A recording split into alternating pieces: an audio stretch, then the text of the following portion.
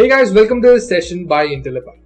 In this session, we're going to look into AWS interview questions and not in the regular way. So we're going to try to simulate how the interview process happens and tell you and show you how exactly you should answer the interview questions. And once that will be done, we'll also add a set of interview questions which you can use to clear the next interview you get into. And before moving on with the session, please subscribe to our channel so that you don't miss our upcoming videos, and also leave a like if you enjoy our content. Now let's begin with this session.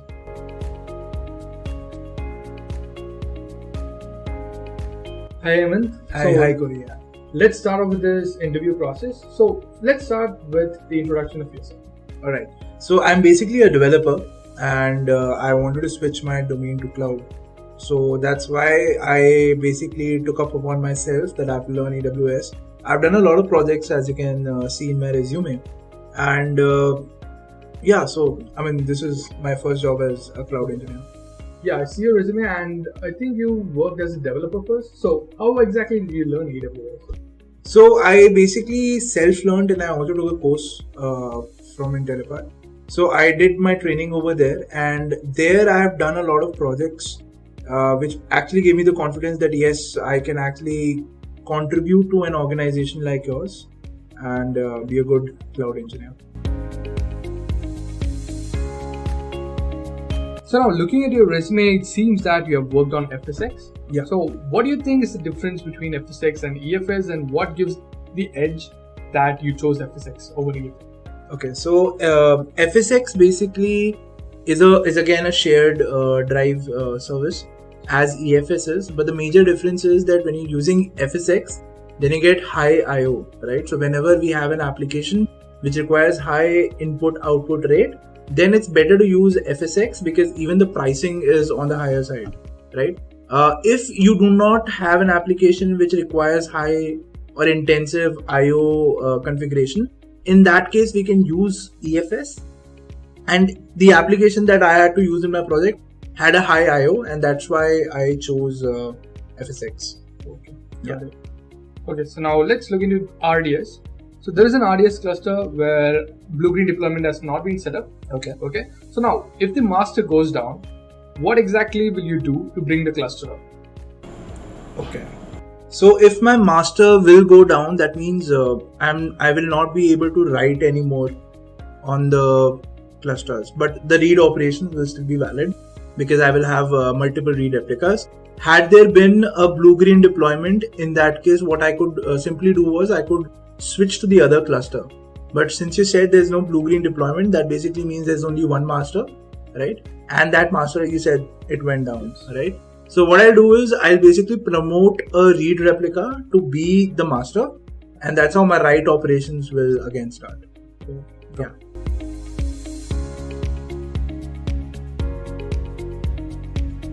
Okay, so now let me ask you some very basic questions which are also really important.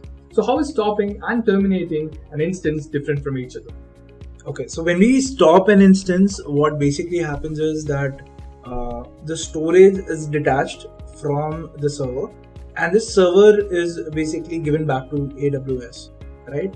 But when we terminate an instance, what happens is even the storage is erased and it's given back to AWS along with the server.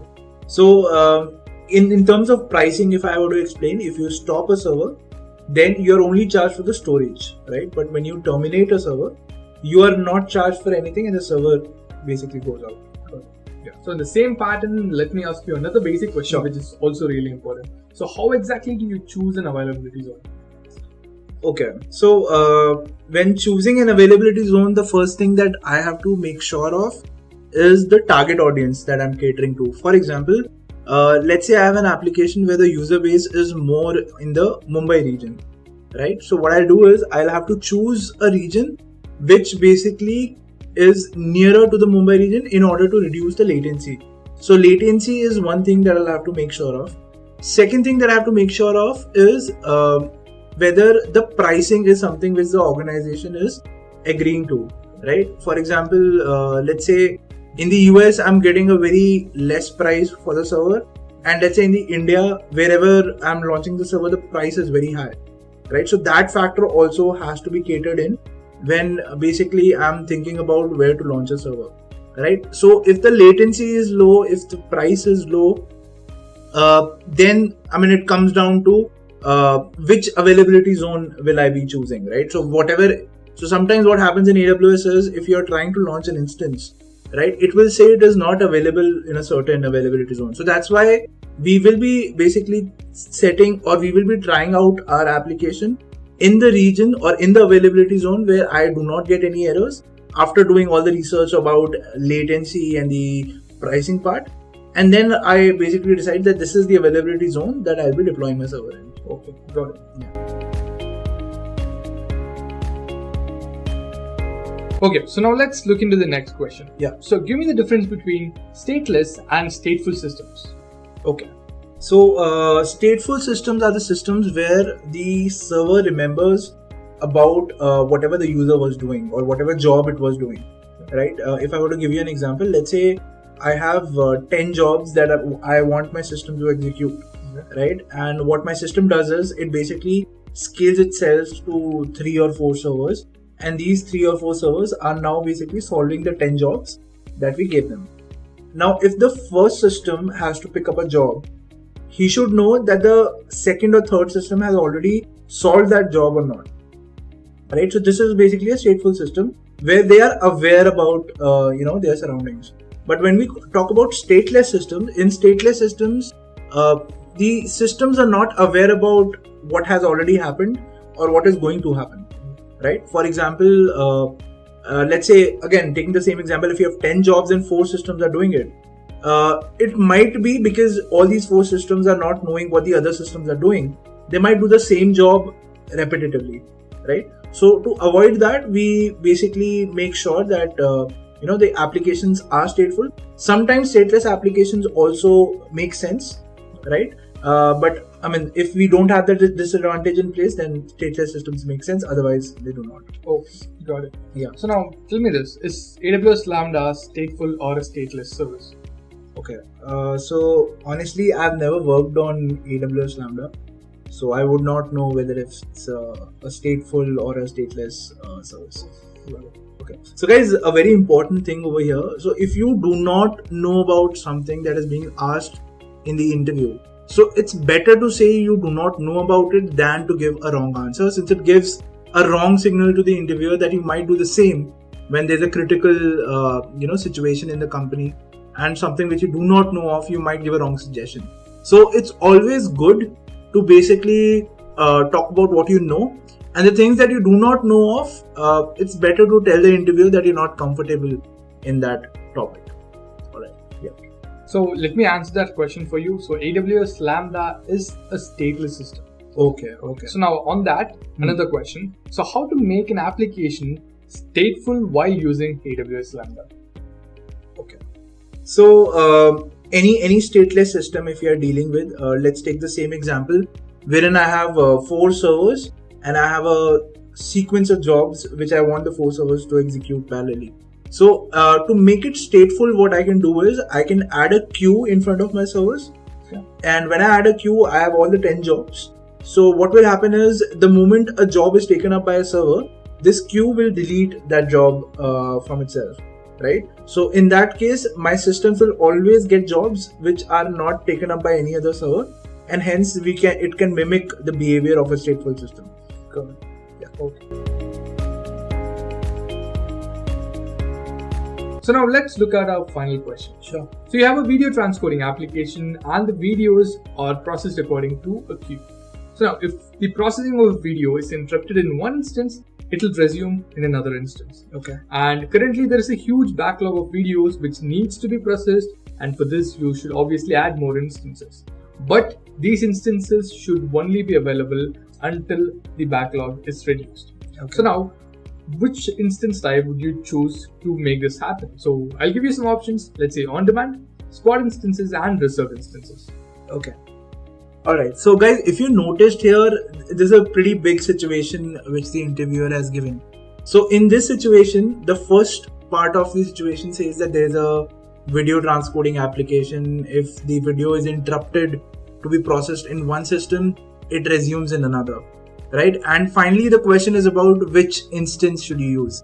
So the first of the part of the question is actually not relevant to the answer, and this sometimes happens to basically just confuse you, right? To make you think that it is related to each other, but in this particular question, it is not related.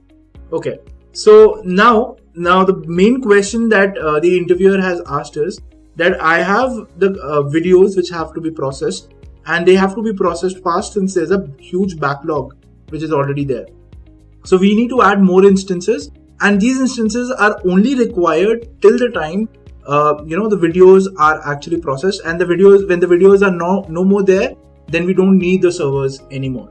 Now the three options that I've got, which are actually also the AWS pricing options for EC2, is reserved instance, on-spot instances, or you have on-demand instances. So reserved instances we will only use when there is a time length that I know that I want the servers for. For example, I need it for 1 year or a 3-year time of frame. But here, since we do not know that amount of time that we require the servers for, reserved instances will not make sense. Now, since this application, we basically require more servers. Why? Because we want to get rid of the backlog very fast, right? So in that case, spot instances also, they do not make sense, because spot instances will stop the moment the pricing goes up, right? So the only option that we are left out with is the on-demand part. So on-demand instances will be perfectly suitable for this kind of a scenario. Reason being that we just want them till the time that the videos are processed. So we know that once the videos are done, I have to terminate the instances. And that feature we get in on-demand instances. We do not get this in reserved, because I'll have to, I have to commit to a time in reserved instances for the time that I'll be using the servers for. So for this option, I think on-demand instances would be the correct option. Okay, Hemant, got it. All right. So the first question says, what is the difference between an AMI and an instance? So guys, an AMI is nothing but a template of an operating system. It's just like a CD that you have of an operating system which you can install on any machine on the planet, right? Similarly, an AMI is a template, or is an installation of an operating system which you can install on any servers which fall into the Amazon infrastructure. All right, you have many types of AMIs. You have Windows AMI, you have Ubuntu AMIs, you have CentOS AMIs, etc. There are a lot of AMIs that are present in AWS Marketplace, and you can install them on any servers which are there in the AWS infrastructure. All right. Coming on to instances, what are instances? So instances are nothing but the hardware machines on which you will install AMI, right? So like I said, AMIs are templates which can be installed on machines. These machines are called instances. And again, instances also have types based on the hardware capacity. For example, a 1 CPU and 1 GB of machine is called T2.micro, right? Similarly, you have T2.large, you have T2.extra large, then you have IO intensive machines, you have storage intensive machines, you have memory intensive machines, and all of these have been classified in different classes, right? Depending on their hardware capability. So this was the difference between an AMI and an instance. Our next question asks us, what is the difference between scalability and elasticity?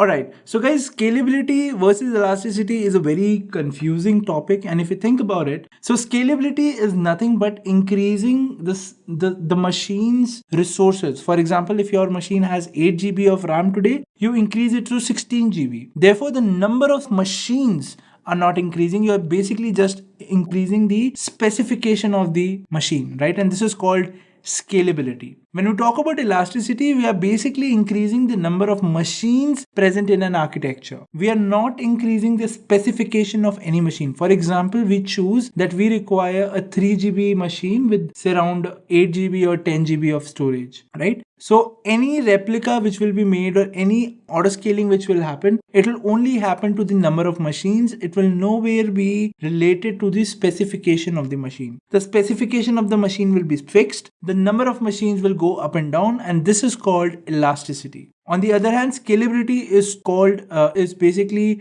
termed as the change of the specification of the machine. That is, you're not increasing the number of machines, you're basically just increasing the specs of the machine. For example, the RAM, the memory, the hard disk, etc. And this is the basic difference between scalability and elasticity.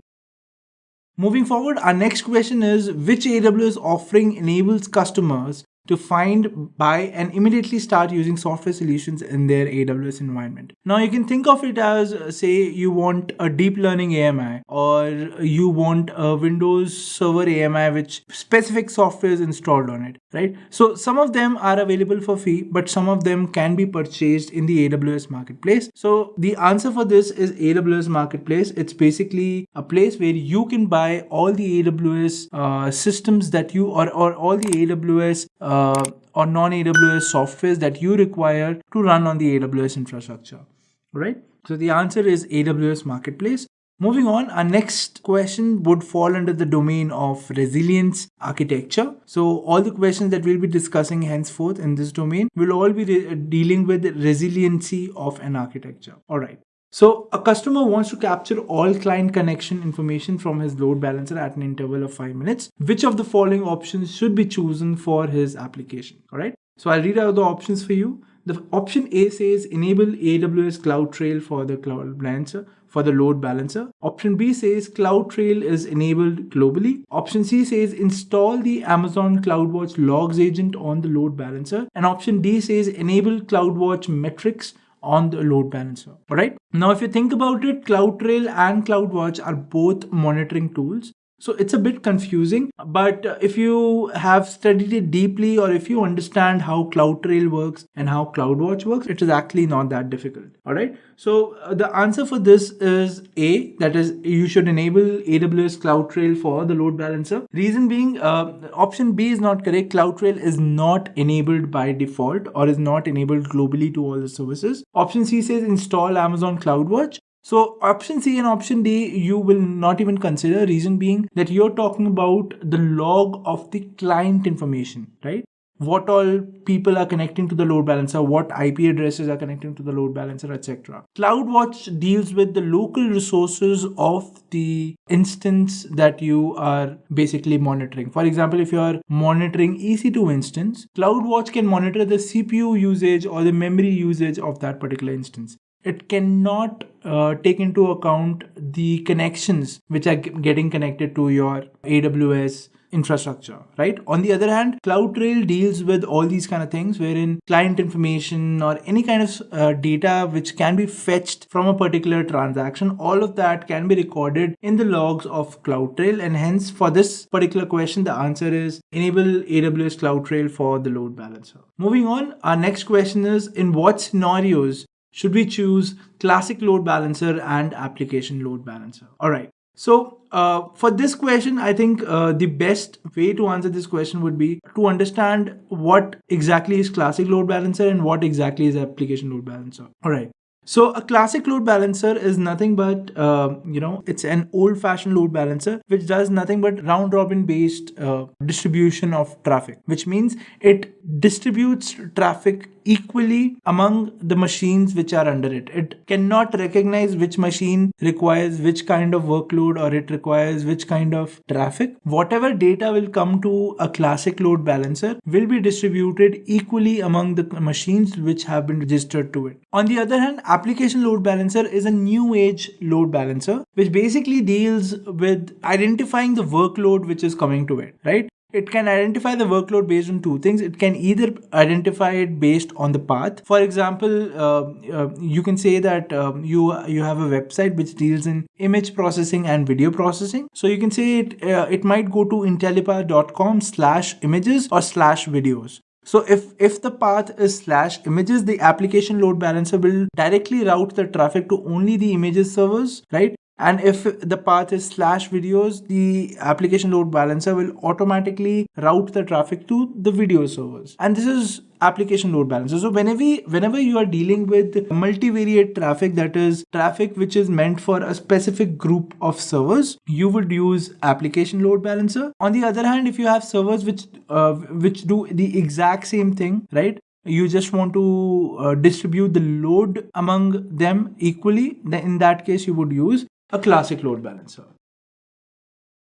Our next question says, if you have a website which performs two tasks, that is rendering images and rendering videos, both of these pages are hosted on different parts of the website but under the same domain name. Which AWS component will be apt for your use case among the following? Alright, so this I think is an easy question, reason being we just discussed this, right? So the answer for this is application load balancer. Reason being, the kind of traffic which is coming is specific to its workload, and this can be differentiated easily by an application load balancer. Okay, so we are done with the resilient architecture questions. Now let's move on to the performance architecture domain, where we'll be discussing about how to about architectures which are performance driven, right? So let's take a look at the first question. So the first question says, you require the ability to analyze a customer's clickstream data on a website so they can do behavioral analysis. So your customer needs to know what sequence of pages and ads their customers clicked on. This data will be used in real time to modify the page layouts as customers click through the site to increase stickiness and advertise click-through, which option meets the requirement for captioning and analyzing this data. Alright, so the options are Amazon SNS, AWS CloudTrail, AWS Kinesis, and AWS SES. So let's first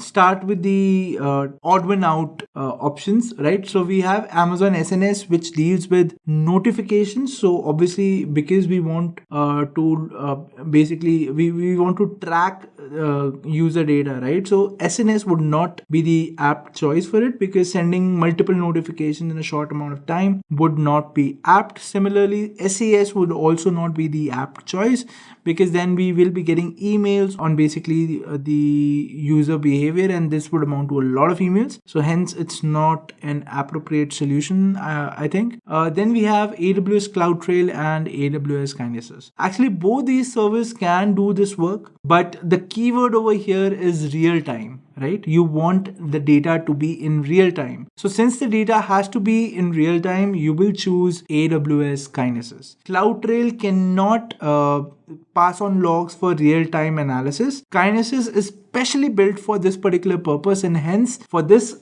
particular question, the answer will be AWS Kinesis. Moving on, then our next question is, you have a standby RDS instance. Will it be in the same availability zone as your primary RDS instance? Okay. So the options are, it's only true for Amazon Aurora and Oracle RDS. Second option is yes. Third option is only if configured at launch. And the fourth option is no. Alright, so the right answer for this, I want you to think about it like this, that whenever you want a standby RDS instance, it will only be there when your RDS instance stops working. Now, what could be the reasons that your RDS instance could stop working? Probably it could be a machine failure, or it could be a power failure at your at the place where your server has been launched. It can also be probably a natural calamity which would have struck your data center where your server exists. So all of these could be reasons which could lead to disruption in your RDS service, right? Now, if your standby RDS instance is also in the same availability zone as your primary, these conditions cannot be tackled, or these situations cannot be tackled. All right. So it is always logical to have your standby machines in some other place, right? So that even if there is a natural calamity or if there is a power failure, your instance is always up and ready. And because of that, AWS does not give you the option of launching your standby RDS instance in the same availability zone. It always has to be in another availability zones. And that's why the answer is no. Your RDS instance will not be in the same availability zone as your primary instance. All right. So our next question is, you have a web application running on 6 Amazon EC2 instances, consuming about 45% of resources on each instance. You are using autoscaling to make sure that 6 instances are running at all times. The number of requests this application processes is consistent and does not experience spikes. All right. So the application is critical to your business and you want high availability at all times. You want the load to be distributed evenly between all instances, and you also want to use the Amazon AMI for all instances. Which of the following architectural choices should you make? Alright, so this is a very interesting question. So basically, you want to run 6 Amazon EC2 instances 6 Amazon EC2 instances, and they should be highly available in nature, and they would be using an AMI, of course, because they are auto-scaled. So which among the following would you choose? So you have the options: deploy 6 EC2 instances in one availability zone and ELB, deploy 3 EC2 servers in one region and 3 in another region and use ELB. You should deploy 3 EC2 on one AZ, that is availability zone, and 3 in another availability zone. And you should deploy 2 EC2 instances in 3 regions and use an elastic load balancer. Alright. Now, the correct answer for this would be C. The reason being that AMIs are not available across regions. Right? So if you have created an AMI in one region, it will not be automatically available in another region. You will have to do some changes and only then, or do some operations and only then it will be available in the another region. So this is reason number 1. So the region options mentioned over here get casted out because of this reason. Second, if you look at the first option, which says deploy 6 EC2 instances on one availability zone, that defeats the purpose of high availability, because like I said, if there is any natural calamity or a power failure at a data center, then all your instances will be down. So it's always advisable to have your servers distributed. But since we have that limitation of using an AMI, and therefore and also the limitation that it is not accessible across regions, we would choose distributing our instances among availability zones. And I'd say we just had the option of 2 availability zones, right? It could be 3 availability zones and we could deploy 2 servers in each, and this would also amount to high availability. All right. And of course, because you want to load balance traffic, if you apply an ELB on top of 3 availability zones, it will work like a charm. Regions, across regions, it can become a problem, right? And but in availability zones, it definitely works and it will work perfectly. All right. So the answer for this question is you would be deploying EC2 instances among multiple availability zones in the same region across an ELB. All right. Just a quick info, guys. Intellipaat provides online AWS certification training in partnership with Future Skills, mentored by industry experts. The course link is given in the description below. Now, let's continue with the session.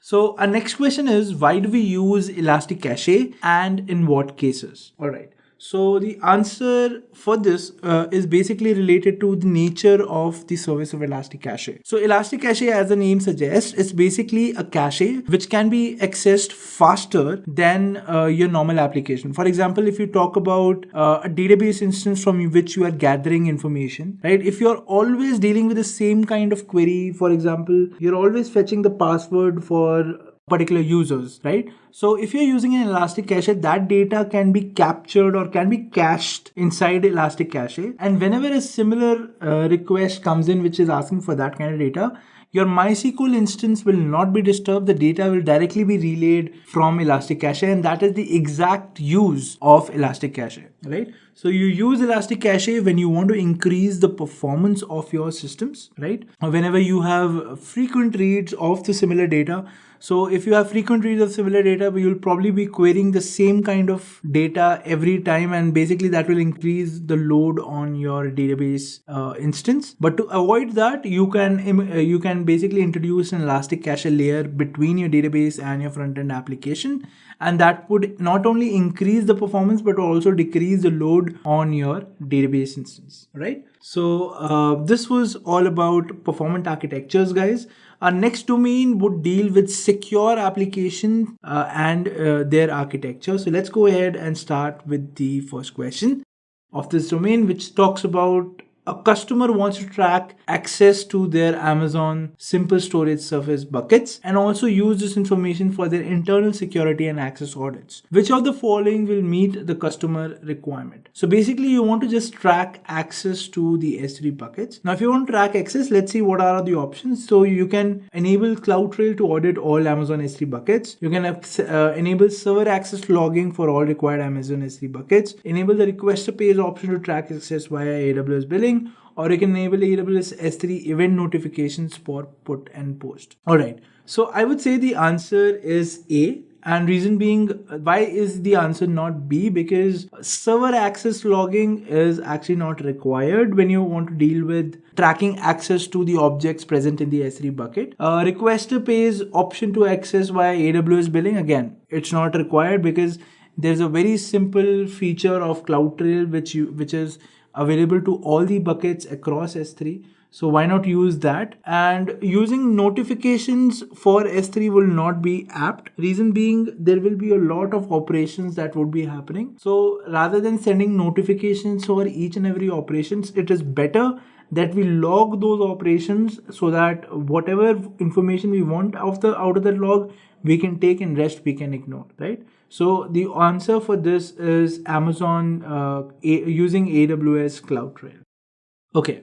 Our next question is, imagine if you have to give access of AWS to a data scientist in your company. The data scientist basically requires access to S3 and Amazon EMR. How would you solve this problem from the given set of options? Okay, so you basically want to give a particular services access to an employee, and we want to know how would you do that. Okay, so the options are we should give him credentials for root. Second option being create a user in IAM with a managed policy of EMR and S3 together.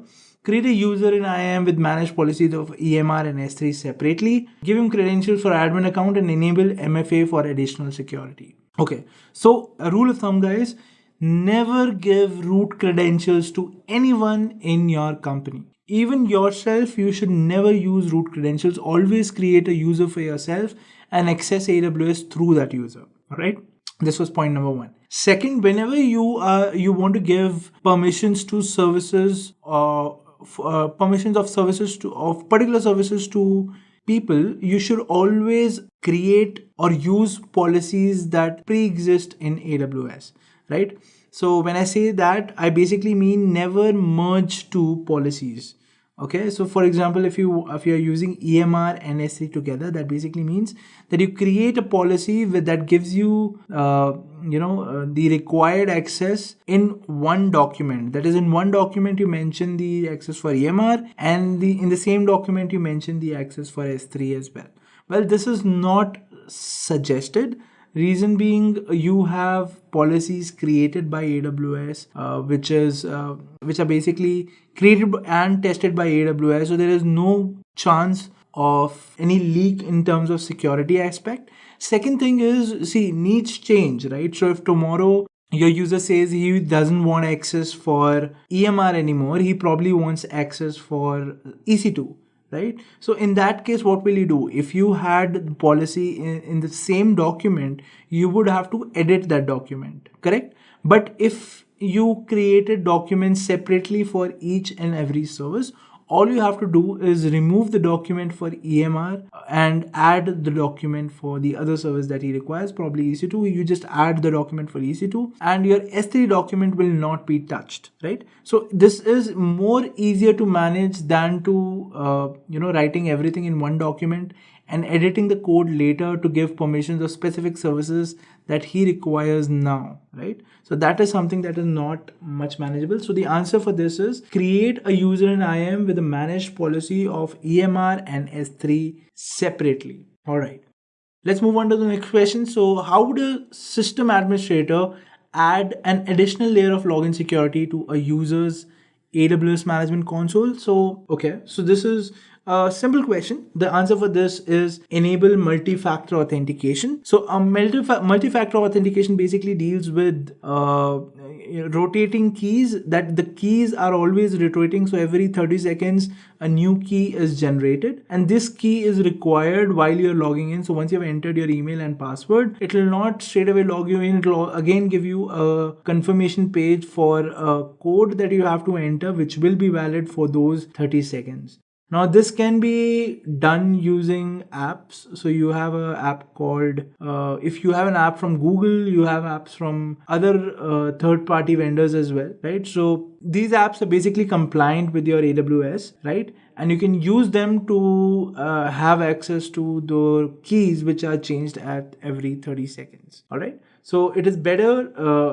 If you want to enable multi-factor authentication, it is the best way of adding a security layer over the traditional username and password information that you enter. All right. So our next domain deals with cost optimized architectures. So let's discuss these questions as well. So our first question is, why is AWS more economical than traditional data centers for applications with varying compute workloads? All right, so let's read out the options. So we have Amazon Elastic Compute costs are billed on a monthly basis. Okay. Amazon EC2 costs are billed on an hourly basis, which is true. Amazon EC2 instances can be launched on demand when needed. True. Customers can permanently run enough instances to handle peak workloads. All right. So I'll say, because this question is talking about the economical value of AWS, option B and option C are correct. Reason being, you're charged according to the hour, and at the same time you can have them on demand. If you don't need them after 2 hours, just pay for 2 hours, and then you don't have to worry about where that server went, right? So this is very economical as compared to the fact that when you buy servers and their need finishes, say after 1 or 2 years, when their hardware gets outdated, so it becomes a bad investment on your part, right? And that is the reason AWS is very much economical in terms of reason being that it charges you according to the hour, and also gives you the opportunity of using servers on the basis of on-demand pricing. All right, so this would be the answer. So option B and option C would be the right answer for this particular question. Moving further, our question says you're launching an instance under the free tier usage from EMI having a snapshot size of 50 GB. How will you launch the instance under free usage tier? So the answer for this question is pretty simple. It is not possible, right? You have a limit on how much of snapshot size you can use that would fall under the free tier. 50 GB is not the size, is basically a size which will not fall under the Amazon free tier rules, and hence this is not possible. All right. Our next question says your company runs a multi-tier web application. The web application does video processing. There are 2 types of users which access this service: premium users and free edition users. The SLA for the premium users for the video processing is fixed, while for the free users it is indefinite. That is a maximum time limit of 48 hours. How would you propose the architecture for this application, keeping in mind cost efficiency? All right, so to rephrase this question, basically you have an application which has 2 kinds of traffic. One is free traffic and one is premium traffic. The premium traffic has an SLA that the tasks should be completed in, say, 1 hour or 2 hours. The free traffic, they do not guarantee it when it will finish, and it has a maximum SLA of 48 hours. So if you were to optimize the architecture for this at the back end, how would you design the architecture that you get the maximum cost efficiency possible using this architecture? All right. So the way we can deal with it is there is a thing called spot instances in AWS, which basically deals with bidding. So you bid for AWS servers in the lowest price possible, and as long as the server prices are in the range that you specify, you have that instance for yourself. So all the free users who are coming to this website can be allotted to spot instances because there is no SLA. So even if the prices go high and the systems are not available, it does not matter, right? You can wait for the applications for processing if you're dealing with free users. But for premium users, since there is an SLA, you have to meet a particular deadline. I would say you use on-demand instances. They are a little expensive, but I think because premium users are paying for their membership, that should cover that part. And spot instances would be the cheapest option for people who are freeloaders or people who are coming free on your website, because they do not have any urgency of their work and hence can wait if required if the prices are too high for you. Alright, so our next domain will talk about operationally excellent architectures. So let's see what all questions are covered in this particular domain. Alright, so imagine that you have an AWS application which is monolithic in nature. So monolithic applications are basically which do not which have the whole code base in one single computer, right? So if that is the kind of application you're dealing with, it's called a monolithic application. Now this application requires 24/7 availability and can only be down for a maximum of 15 minutes. If had your application been not monolithic, I would say that there would be no downtime. But since it's a monolithic application, the question has mentioned there is an expected downtime of say 15 minutes. How will you ensure that the database hosted on your EBS volume is backed up? Now, since it's a monolithic application, even the database resides on the same server as that of the application. So the question is, how will you ensure that your database is backed up in case there is an outage? So for this answer, I'll say the answer is pretty easy. You can schedule EBS snapshots for your EC2 instance at particular intervals of time, and these snapshots would basically act as a backup to your database instances which have been deployed on EC2. So hence the answer is EBS instance snapshots. All right. Our next question is, which component of AWS global infrastructure does AWS CloudFront use to ensure low latency delivery? Now, AWS CloudFront is basically a content delivery network, which basically means if you are in the US and the application that you're accessing has servers in India, it will probably cache the application in a US server so that you can access that application faster than to send traffic packets over to India and then receiving them back. All right. So this is how CloudFront works. It basically caches the application to your nearest server, and so that you get the maximum the minimum latency possible. And it is possible using AWS edge locations. Okay, so edge locations are basically the servers that are located to near your place or near a particular availability zone, which basically cache the applications which are available in different regions or are at far places. Just a quick info, guys. Intellipaat provides online AWS certification training in partnership with Future Skills, mentored by industry experts. The course link is given in the description below. Okay guys, that's it. I hope you enjoyed this conversation as well as the tips which were shared in this particular conversation. Also guys, if you have any more questions or if you have any doubts that we discussed in the video, please put it down in the comments section and we will be happy to answer. Okay, now let's go ahead and look at some more interview questions which could be asked in the next interview you get into.